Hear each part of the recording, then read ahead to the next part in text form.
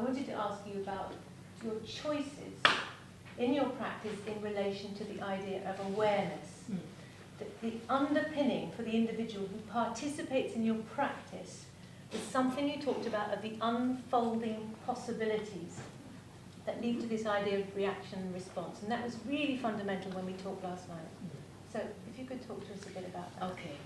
In my experience and in observing with the people that I work with, and also in my own practice, to define the difference between reaction and response has been very important. I had a student at one point say to me, what's the difference? There is no difference between reaction and response. And I find there is a huge difference. And when I was able to define that with the people I was working with the students, their fundamental choices changed from something, for lack of a better word, that was rather predictable or sort of like imitative from one to the next, to something that created a spectrum of choice. And the spectrum of choice is, we could call a conscious use of sensory attention. When I'm in a reactive state, things are happening often below our conscious choice, and they're happening automatically, habitually. I know I need my my habitual patterns to get up in the morning, to do a lot of everyday activities. At the same time, in a creative process and in a process where I'm kind of opening the gates around habitual or automatic reactions, I start to go from something that has a lot of intention, that we could say basically is an expressive motor sort of a component, and to start to say, well, in my sensory attention, there is a bigger spectrum of reflection, and there's time to absorb. And when I say absorb, it's not really about a real time, that I have to stand and contemplate, but it's a nervous system time. And in that nervous system time, the sensory attention has time to be felt. So the felt experience is more aligned with our spectrum of choices. It opens up possibilities.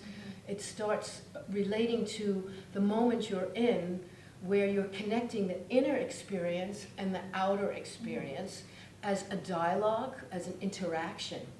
The internal experience is needing a certain coordination between voice and movement, but the external or exterior expressive needs choices, it needs nuance, it needs detail, and that's what I've been trying to do. And that is tremendously exciting to me, because it gives us the sense that there isn't, often accused, if you like, from critical theory back to the practice, there's a notion that we're essentialistically regarding the body as one body and the voice as one voice, and there's kind of just an assumption about it's got to be found and then it's fine.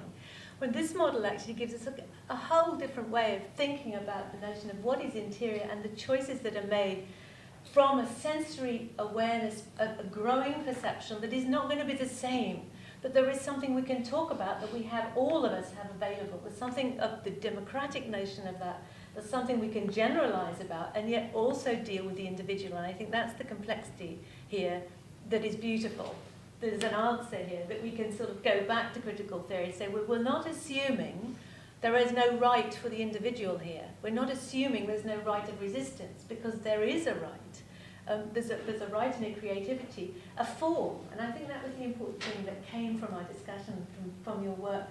There's a form to get to know form, if you like.